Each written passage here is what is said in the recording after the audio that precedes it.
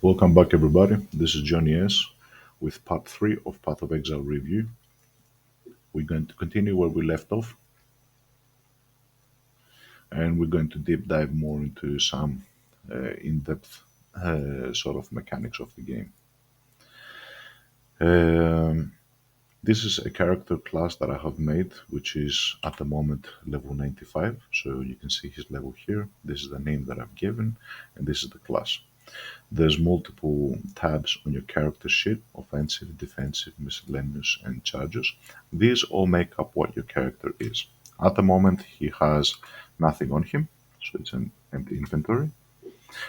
And the way you make a class is by creating what we call a build. A build is based upon skill points and items that you hold. So what makes up a class is basically your items. So what you equip here: swords, shields, armors, and so forth. And the other component, besides what you're wearing, is the skills. Now this is going to be a little bit overwhelming. Uh, you press P on the keyboard for a shortcut, and straight away, let's zoom out. You're going to go into this huge area that I know, first looking at this, is a little bit chaotic. Um, and this is part of the more, let's say, you know, integral components of Path of Exile. This is something that some people, when they see it, they get overwhelmed. There's a lot of mechanics in the game, and they might be discouraged, and they say, "Ah, this is too much for me. I can, I don't know." But well, I'm not going to explain every single element of this. It's going to take 20 videos for me to do everything, to explain each one component. What I will say is this is how you build your skills. This is skill points. At the top, you have 118 points left. So at the moment, I have not put any skill points, and this is why I wanted to show this character. How do you get skill points? By leveling. You get one skill point per level by doing quests, by finishing the campaign, and from a couple of other sources as well. Now, if you notice here, I'm going to minimize this a little bit. You will see that it's on a hexagonal, let's say, sort of shape. And if you notice towards the end here, there's some bigger circular nodes. These are the starting positions of each one of the classes that we previously seen. At the moment, because I am a marauder, I have started on this position. So this circle here is for the marauder. When you make a marauder class, you're going to begin here. And what do I mean by begin here? Let's zoom it in a little bit. You're going to have his icon, first of all. It's going to clearly show. And this is highlighted. If you see this one, it's deactivated. Why? Because I'm a marauder. If I had made a different class, I will start on a different location. Now, this is also something that you need to strategize and think about what type of class you're going to build. If you make a Templar, he's going to begin on this section. If you make a Witch, she begins at the top. If you're going to make a Shadow character, he starts here. If you make a Ranger, is here. If you make a Duelist, is here. And the Scion that we discussed begins at the center. And this is why the Scion is one of the more versatile classes, but also a complex class. She has many different mechanics, and she can actually utilize different ascendancies from different classes. What is an ascendancy? Is if we zoom in here, for example, you're going to see that this is our icon, and there's a little arrow. By clicking this, it's going to expand this circle here. Now, from this circle here, there are three ascendancies that each player can choose, and these are the specializations. So the first component to think when you're making a character is what type of character and what type of starting position do I want to have in the skill tree. Why does this make a difference? Well, if you pay attention, you will see that at the top of this skill tree, there's a lot of blue nodes, and they give intelligence. If you look on the right hand side, you will see more green nodes. If you hover over them, they will give dexterity.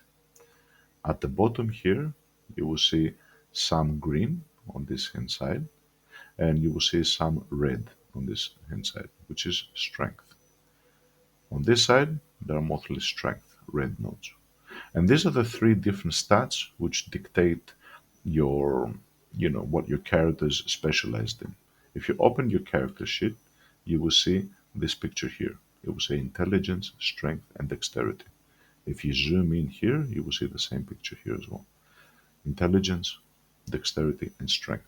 There's a small description of what each one of these does, and there's specific requirements for the items. So you might want to have a sword, and it will say you need 40 strength to equip the sword.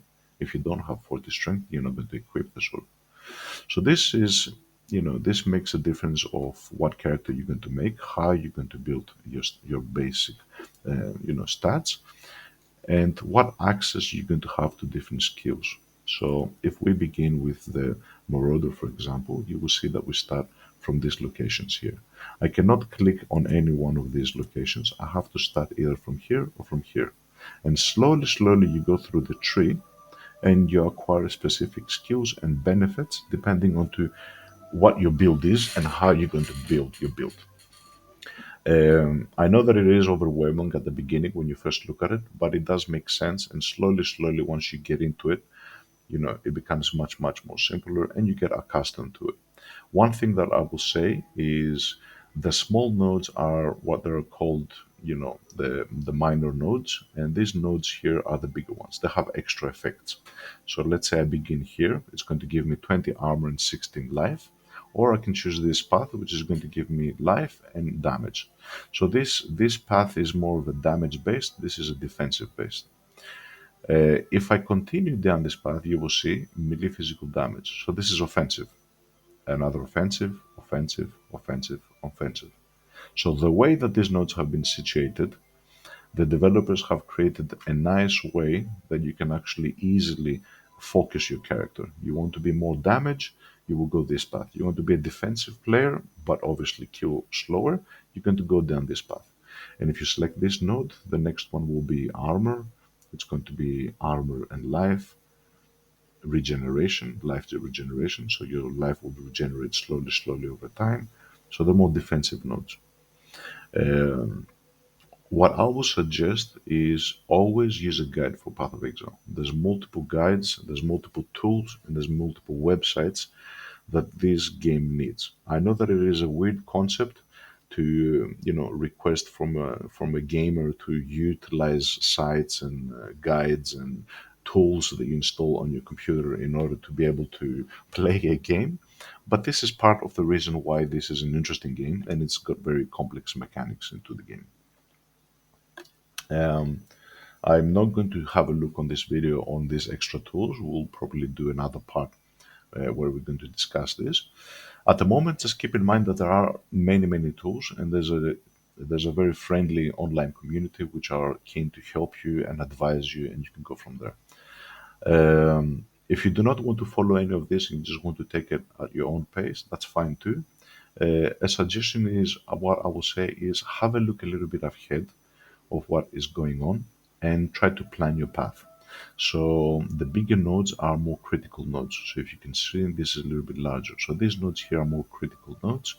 These ones are less critical. So what I will say is have a look at the big nodes. For example, there's a big node here. Let's have a look at that. This is going to give me regeneration. It's going to give me stun threshold and strength. So this is a defensive node. It's interesting. There's another big node here, which is going to give me life, strength, again, defensive. And there's a offensive node here. So one way that I might be able to do this is I can start from here, let's say, and I can say, let's go defensive. Here you have two selections. So you can choose one of two, regeneration, or you want more life. You want to regenerate, fill up your life, or you want more life. If I pick more life, it's going to increase the maximum of our life. Here you have only one selection. And you can click all of this. So it doesn't mean that you have to go through one path. You can actually click here as well. So you can choose whatever you want, however you want. So as we were saying, this is one of the nodes that I was interested in acquiring. So let's pick this node. And then it opens other opportunities. We can go down, we can go this way, that way. So you kind of look ahead. This was quite important. So I want to build my defense. So let's select this node.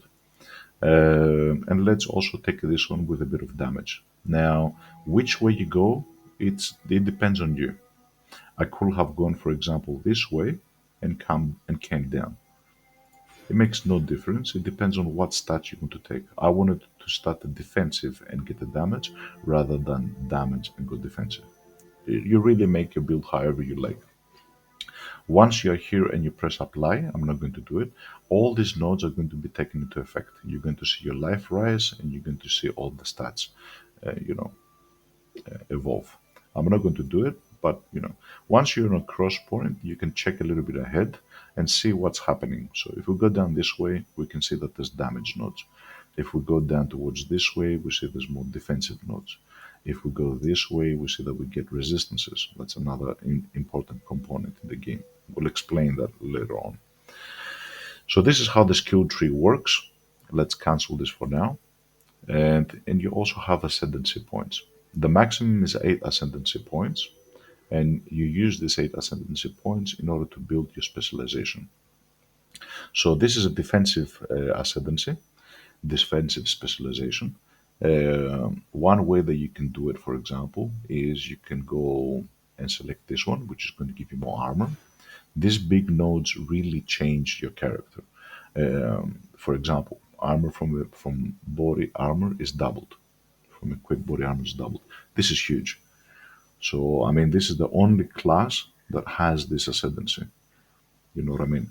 To wear an armor piece, which will give you 1,000 armor, and to be able to double that and become 2,000, other classes will have a hard time to build a defensive character without this ascendancy.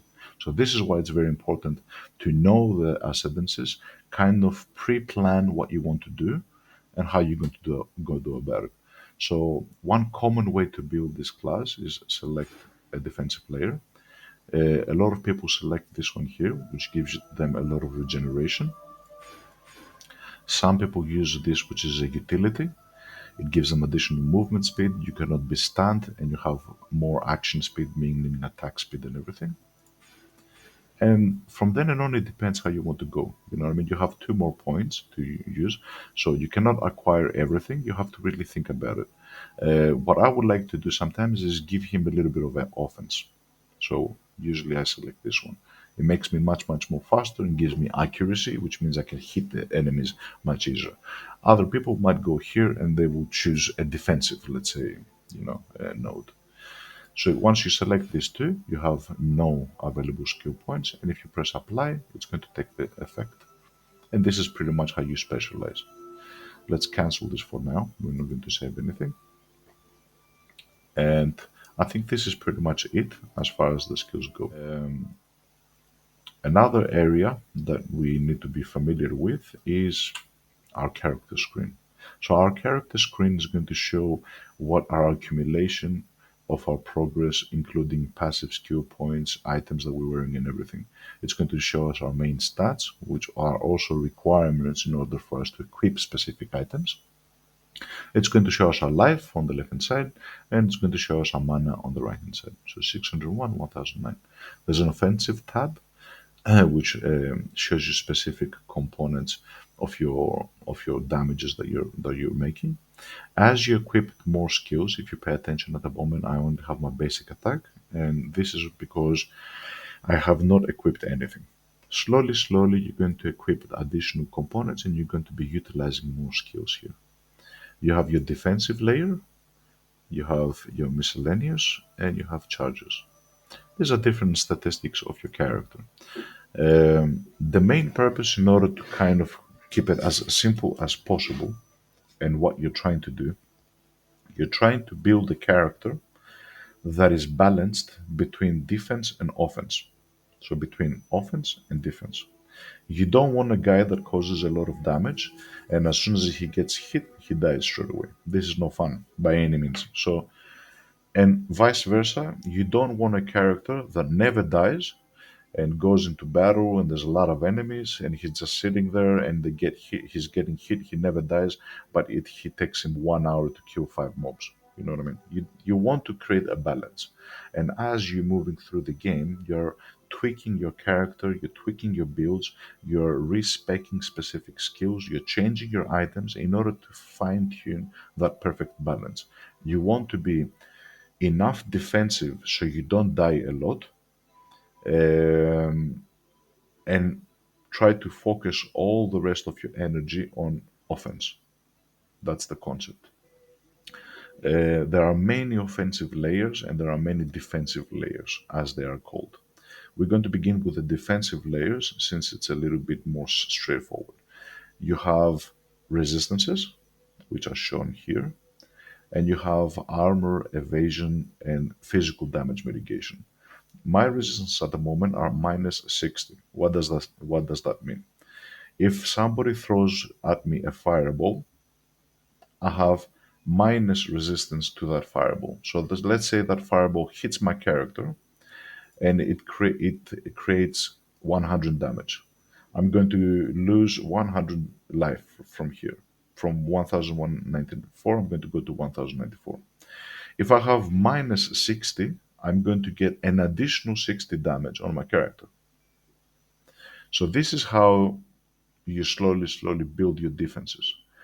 Vice versa, if I had plus a positive number, positive 60, it's going to minus 60 damage from my character. So if a fireball that causes 100 damage comes to me and I have 65 resistance, I'm only going to get 40 damage. So I'm only going to lose 40 life. And because the game has different type of enemies, some of them are mages that throw fire damage. There's many different damage types. We're not going to go into great detail what is damage types, but you're trying to mitigate as much of that damage as possible by increasing your resistances and increasing your armor. There are some hard limitations on the game of how much you can mitigate this. And this is done on purpose, so there's no players that go 100% and nothing hits them. The maximum for resistances, which can be modified, is 75. So the best that you're looking for is at least on any character to be all resistances plus 75. From then and on, you can focus on other damage mitigation, such as armor, physical, damage over time, and many, many more. I'm not going to go into great depth, but once you figure out these defensive components, then you're pretty much set to go and you can focus on your offense. How do you focus on your offense? There's different offense sort of damage types, let's call them, and it really depends on your build. You have damage over time and direct damage. So those are the two main components, let's say, and there are many subcategories to those two main components. What is direct damage? Let's say I have an enemy across here and I throw an arrow to him with my bow. That arrow is going to hit that enemy and it's going to cause 100 damage, let's say. That's direct damage. You can see the damage straight away into the enemy, and this damage is going to minus 100 from his life. You throw a couple of arrows, the enemy dies, and that's it. And then there's damage over time. Let's say I throw an arrow on my character, on the enemy, sorry, but that arrow is able to cause him to bleed. Bleed is a damage over time type of damage, which means my arrow is going to hit him. He's going to acquire 100 initial direct damage, and then he's going to, over time, let's say 5 seconds, he's going to lose, let's say, another 100 life, slowly. So this really changes how your character plays. Let's say you make a character with a bow that he shoots many arrows all over the screen, but these arrows are bleeding arrows. So how are you going to play? You're going to be moving through the stage. You're going to be shooting a couple of arrows, moving along, shooting a couple of arrows, moving along. And as you move away, enemies that you leave behind are going to slowly die. They might be chasing you, and you will see as your character moves that slowly behind you, enemies will die. That's one gameplay. It's a more of defensive gameplay because let's say you have a boss here in the middle, you're able to, shoot at him and then move away, move away, move away. You have 5 seconds for him that will cause damage over time. So you don't have to continuously hit him. You just shoot one arrow and move along. Within 5 seconds, you gotta every now and then shoot an arrow to him to keep a bleed damage type on him constant. So this is one way that you can play. If you are a character which is pure force, direct damage, a lot of damage, there's no damage over time, you have to physically be in front of your enemy or the boss that you're fighting, and you have to continuously hit him, which means that you are less defensive. You're static, you're hitting the enemy, and you're more susceptible to getting damage, which means you have to build your character to be much, much defensive with a lot of life. Some characters you will see that have 5,000 life, 6,000 life, 10,000 life. So it really depends how you want to play. This is how you build your character, and this is one of the interesting, and the unique things about Path of Exile, that there's very integral components and how they intertwine. Um, just to make sort of an overview disclaimer, I have been playing this game since 2013. I think it first came out. So there's multiple years. Not all these years. I played it for 1 year. I stopped playing for like 1, 2 years. Then I picked it up again. Every time I pick up the game, and after so many years that it's been, so it's more than 10 years now, I'm still learning new things, which is something to say about the game. Being able to play, let's say, putting all my game time together, let's say 2 years full time, and to be still learning new components, new things, and obviously there's upgrades to the game, there's balances, there's changes to the classes, there's additions that the developers are doing. You will always have something that will keep you busy, sort of speaking. Um, I think for now we have, depth dived quite a little bit into the gameplay and how this character works and everything. I think I'm going to do one more part, which is going to be showcasing what an end game character with all the specific mechanics on him, so somebody can get an idea of where they can reach. Um, as far as the process, I don't think it's really interesting and it will be very time consuming. So I might make one more video, two more videos maximum, and just give some hints more. Yeah, so this is good enough, I think, for now. I thank you everybody for watching. This is Johnny S, and I bid you good night.